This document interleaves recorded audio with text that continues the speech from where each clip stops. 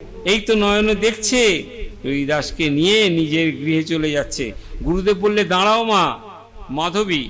তখনও ভাবলেন গুরুদেব হয়তো কোনো টাকা পয়সা চাইবে। যখন নিয়ে চলে যাচ্ছে তখন, দাঁড়াও দাঁড়াও। মাধবী বললেন, গুরুদেব আমার আপনাকে দেবার মতো কিছু নেই। গুরুদেব বললেন, না, আমি তোমার কাছে কিচ্ছু চাইনি। তোমার ছেলেকে আমাকে একবার কোলে নিতে দাও তো। আমি দেখতে চাই যে আমার পরশে ওর এত উন্নতি বা এত কিছু হলো কি করে। আমি মন্ত্র দিতেই ও চোখ খুলে তাকালো, কান্না বন্ধ হয়ে গেল। আমি আমার পরশে ওর আমি একটু দেখতে চাই। গুরুদেব তখন ওই মাধবী কি করলো, তার সন্তানকে গুরুদেবের কোলে দিল। গুরুদেব কোলে নিয়েই দেখলেন পিঠে তার খড়মের দাগ। চিন্তা করলেন, বলে উঠলেন, প্রেমানন্দ। সঙ্গে সঙ্গে মাধবী বললেন, গুরুদেব এ আপনি কি বলছেন? এ তো আমার ছেলে রুইদাস। আপনি প্রেমানন্দকে পেলেন কোথায়? গুরুদেব কোলে করে নিয়েছে, বলছে প্রেমানন্দ। আর মাধবী বলছে, আপনি প্রেমানন্দকে পেলেন কোথায়? না, আমার ছেলে রুইদাস। রুইদাসের মতো তাই মনে পড়ে গেল। গুরুদেব তাড়াতাড়ি করে সামলে বলছে, মায়ের কাছে তো কথা বলা যাবে না, এ তো গোপন কথা। এ তো গোপন কথা। তাই বললে, না ওরকম কিছু নয়, আমার ওই প্রেমানন্দের কথা মনে পড়ে গেল, তাই বললাম। নাও মা, নাও তোমার সন্তানকে নাও, কোনো সময় দরকার হলে আবার আমার কাছে নিয়ে এসো। রুইদাস নাম করে আর এইভাবে রুইদাস নাম করে আর এইভাবে মাঝে মধ্যে গুরুদেবের আশ্রমে চলে যায়। যখনই সুযোগ পায়, আস্তে আস্তে বড় হচ্ছে তো, যখনই সুযোগ পায় গুরুদেবের আশ্রমে চলে যায়। বয়স হলো যখন 20 বৎসর, মা মাধবী একদিন স্বামীর সঙ্গে কথা বলছেন, দেখো রুইদাস আমাদের বড় হয়ে গেছে, ওর এখন বিয়েটা দেওয়ার দরকার। আমরা বললেও শুনবে না, তুমি গুরুদেবের কাছে গিয়ে ওর বিয়ের কথা বলো। বাবাকে বললো, মানে স্বামীকে বলছে, আমাদের কথা শুনবে না, তুমি এক কাজ করো, গুরুদেবের কাছে যাও, গিয়ে বলো যে রুইদাসের জন্য যেন একটা কন্যা দেখে বিয়ে দেবো। পরের দিন মা মাধবী গুরু রামানন্দ ব্রহ্মচারীর কাছে গিয়ে বিয়ের প্রস্তাবে আলোচনা করলেন। বললেন, বাবা আমরা বললে শুনবে না, আপনি রুইদাসকে এই কথা বলুন। আর গুরুদেব রুইদাসকে বলল, রুইদাস এবার তুই বিবাহ কর বাবা। রুইদাস বলল, এই গুরুদেব বলল, রুইদাস এবার তুই বিবাহ কর বাবা। রুইদাস গুরুদেবকে বললে, গুরুদেব আমি কাজ করি না, কি খেতে দেবো? গুরুদেব বললে, রুইদাস তুই তো মুচির ছেলে, জুতো তৈরি কর, 2 জোড়া করে জুতো করবি। তুই তো মুচির ছেলে, তোর তো এটাই কাজ, 2 জোড়া করে জুতো তৈরি করবি, 1 জোড়া দান করবি, যে কোনো গরিব তাকে 1 জোড়া দান করবি আর 1 জোড়া বিক্রি করবি।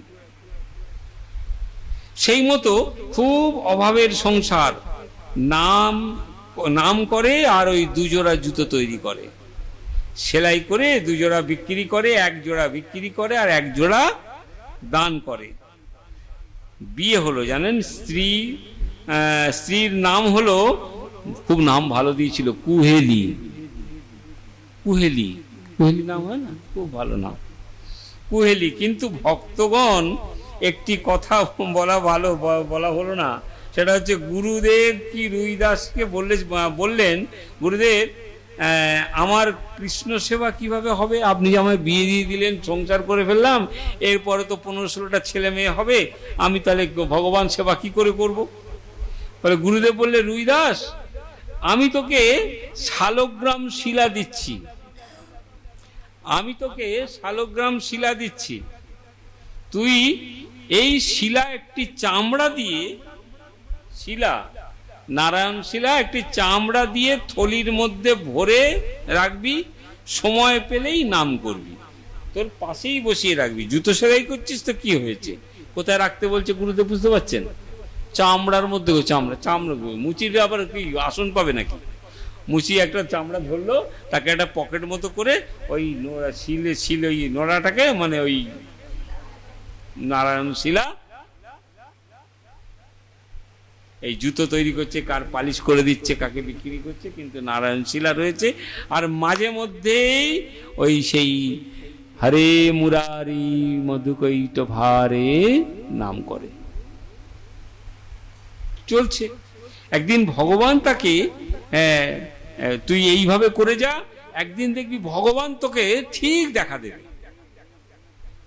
সত্যি একদিন এক ব্যবসায়ী জানেন, তার দরজায় এসে বলছে, ভাই আমাকে এক গ্লাস জল দেবে। ওখান থেকে যাচ্ছিল এক ব্যবসায়ী, তার জল তেষ্টা পেয়েছে, তো দেখছে এখানে কোথায় আর জল পাবো, তো এই তো জুতোর দোকান,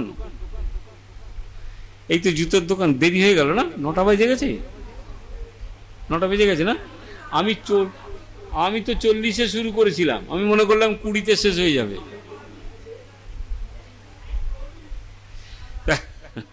তো ঠিক ঠিক ঠিক এই হয়েই এসছে, কাছাকাছি এসে গেছি। হ্যাঁ, এক গ্লাস জল দেবে। রুইদাস তার সব কথা শুনে বললে, আপনি এই বুদ্ধি নিয়ে ব্যবসা করেন? আপনি এই বুদ্ধি নিয়ে ব্যবসা করেন? কি বুদ্ধি? না, আমি মুচি, আমার হাতে জল খেলে আপনার জাত চলে যাবে না? ভগবান রূপী ব্যবসায়ী বললেন, ভগবান ব্যবসায়ী হয়ে এসেছে গো, ব্যবসা এমনি নয়। ভগবান রূপী ব্যবসায়ী বললেন, ভাই আমার ভীষণ জল তেষ্টা পেয়েছে, জল না দিলে প্রাণ চলে যাবে, তুমি বলো। রুইদাসকে বললেন, ভাবো তাহলে আমার জল এনে দিই। জল দেবার পরই ওই বণিক রুইদাসকে একটা পাথর দিলেন, এক গ্লাস জল দিল, ঠিক আছে জল খান, আমার হাতে খেলে যখন আপনার জাত যাবে না, অসুবিধা হবে না, জল আমি দিলাম। ওই জল দিতেই রুইদাসকে একটা পাথর দিলেন ওই বণিক ব্যবসায়ী। পাথরটি পরশ পাথর ছিল। ব্যবসায়ী জল খেয়ে তার এত ভালো লেগেছে যে জায়গায় আমাকে তো জল দিয়েছে, তার বিনিময়ে তো কিছু দিতে হয়, তাকে একটা পাথর দিল। সেই পাথরটা কিন্তু পরশ পাথর। পাথরটি রুইদাস তার যেই ছুরির সঙ্গে, সেই ছুরি দিয়ে তো সেলাই করে গো, ছুরি দিয়ে চামড়া কাটে, দেখবেন এরকম করে করে করে করে কাটে না, এই ছুরি। আর এরা কি করে বলুন তো, ওই মুচিরা ভালো করে খেয়াল করবেন, নাহলে বুঝতে পারবেন না। ওরা হাতে একটা পাথর রাখে, যখন ওই জুতোগুলো কাটে তখন এই কাটতে কাটতে এইটা দিয়ে কাটছে, তো কাটতে কাটতে হাতে রয়েছে পরশ পাথর, তার তো জ্ঞান নেই, মুচির আবার পরশ পাথর, হাতে রয়েছে পরশ পাথর, আর ওই যেটা দিয়ে কাটছিল, ওই কাটাটা এরকম কাটতে কাটতে কাটতে কাটতে যেমনি ছোঁয়া, পরশ পাথর তো, সঙ্গে সঙ্গে ওই ছুরিটা হয়ে গেছে সোনার। হ্যাঁ, পাথরটা যেই ছুঁয়েছে সঙ্গে সঙ্গে ছুরিটা সোনা হয়ে গেছে। রুইদাস থেকে চমকে উঠেছে, বণিক তুমি আমাকে এটা কি দিলে? চলে যাও, আমার এসব লাগবে না, নিয়ে যাও, আমার এসব লাগবে না, আমি মুচি মানুষ, আমি সোনা দিয়ে করব কি? আমার লোহাই ভালো, তবে তো আমি কাটতে পারবো, সোনা দিয়ে তো কাটা যাবে না, আর আমি গয়না করতে চাই না, আমার লাগবে না, তুমি নিয়ে যাও। বণিক, ভগবান দেখছে গো, পরীক্ষা করে মানুষ দেখছে যে ভক্ত লোভী কতটা। আচ্ছা, আমাকে যদি কেউ এসে বলে আপনি এত সুন্দর ভগবান সেবা করেন, আমি আপনাকে একটা পাথর দিয়ে যাচ্ছি, যখন অভাব পড়বে ছোঁয়াবে না, ছোঁয়াবে না। আমি বলবো, বাবা আজ থেকে আর কাজ করবো না, সারাদিন হরিনাম করবো, ছোঁয়াবো আর। কলিযুগের মানুষ লোভ ছাড়া আছে নাকি? লোভী মানুষ লোভ পেয়েছে আর ছাড়ি। আর এখানে কি করেছে বলুন তো, ওইটা দিয়েছে বণিককে, সঙ্গে সঙ্গে বলছে নিয়ে যাও, আমার এসব লাগবে না, নিয়ে যাও।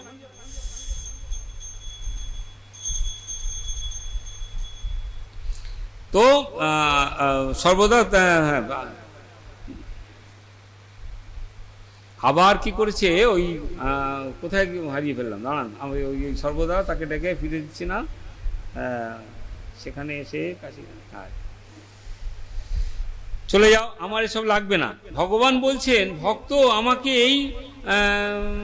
এই পাবার জন্য সর্বদা লোক ডাকে, আর তুমি আমাকে ফেরত দিয়ে দিচ্ছ না, আপনি আর আমার কোনোদিন আমার কাছে আসবেন না, আমার এসব চাই না।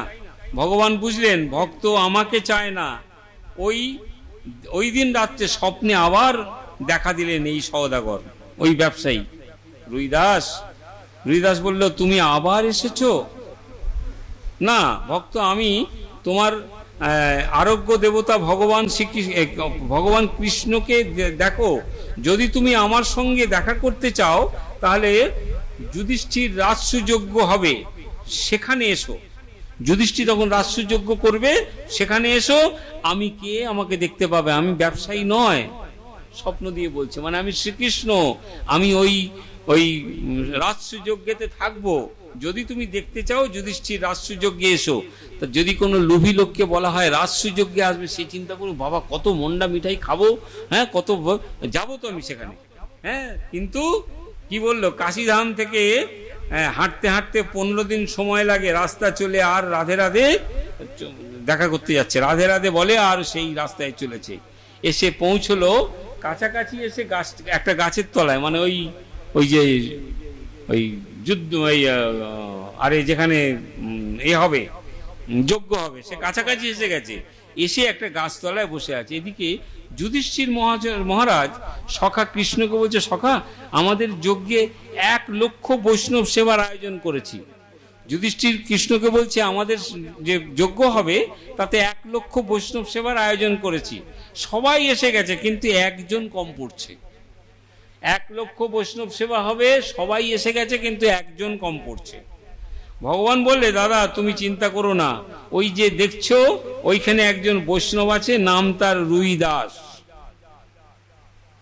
মুচি হয়ে শুচি হয় যদি কৃষ্ণ ভজে, শুচি হয়ে মুচি হয় যদি কৃষ্ণ তজে। তাই না? এই দেখুন, মুচি তাকে বৈষ্ণব তৈরি করেছে। ভগবান বলছে যুধিষ্ঠিরকে, ওই যে একজন গাছতলায় বসে আছে, ওই তো তোমার 1 লক্ষের মধ্যে একজন কম পড়েছে, ওই তো বৈষ্ণব, ওকে নিয়ে এসো। এখন রুইদাস একজন বৈষ্ণব বসে আছে, ওখানে ওকে নিয়ে এসো। তার সম্পূর্ণ, তাহলে তোমার সম্পূর্ণ হয়ে যাবে।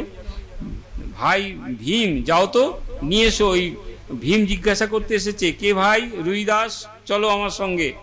কিন্তু রুইদাস ময়লা বেশ দেখে ভীম দাদার পছন্দ হয়নি, বলি তো মুচি। আর দাদা কৃষ্ণ বলল, দাদা বলল যে বৈষ্ণবদের তো এইরকম দেখতে হয়, বৈষ্ণবদের তো এরকম দেখতে হয়, তিলক কাটা থাকবে সুন্দর। এই তো বৈষ্ণব নেই, তো মুচি, একে কেন নিয়ে এসছে? ভীম বলছে, আমি বলিনি। তো কি করেছে, নিয়ে এলো। দেখে ভগবান দরজার সামনে দাঁড়িয়ে জুতো রাখছে, আর যারা যারা আসছে তাদের পা ধুয়ে দিচ্ছে। ও কৃষ্ণ বলেছিল না যে যারা আমার এই যজ্ঞে আসবে তুমি কি করবে, তোমার কাজ কি না, আমি শুধু সকলের চরণ ধুয়ে দেবো। তা তিনি পা ধোবার জন্য ওখানে বসে আছে। রুইদাসকে বললে, রুইদাস তুমি আমার জন্য কিছু আনোনি? রুইদাসকে ভগবান জিজ্ঞাসা করেছে, পা ধুতে গিয়ে যখন এসছে তখন তো দেখাতে কি হয়েছে, রুইদাস আমার জন্য কিছু আনোনি? রুইদাস বলে, ঠাকুর আমি এই মালাটা এনেছি জানো, কিন্তু এই মালা শুকিয়ে গেছে। ভগবান বলে, দাও দাও, মালা শুকিয়ে গেলে কি হবে, ওতে ভক্তি আছে, তুমি সেই কোথা থেকে আমার সঙ্গে দেখা করবে বলে, কারণ ওই যে বলেছিল আমাকে যদি দেখতে চাও তাহলে ওই যজ্ঞে এসো। তো একটা মালা হাতে করে নিয়ে এসেছিল, মালা শুকিয়ে গেছে, বলে তা হোক না, কিন্তু মালা শুকিয়ে গেলে কি হবে, এর মধ্যে তো ভক্তি আছে। এবং ভগবান ভক্তকে বক্ষে জড়িয়ে ধরলেন।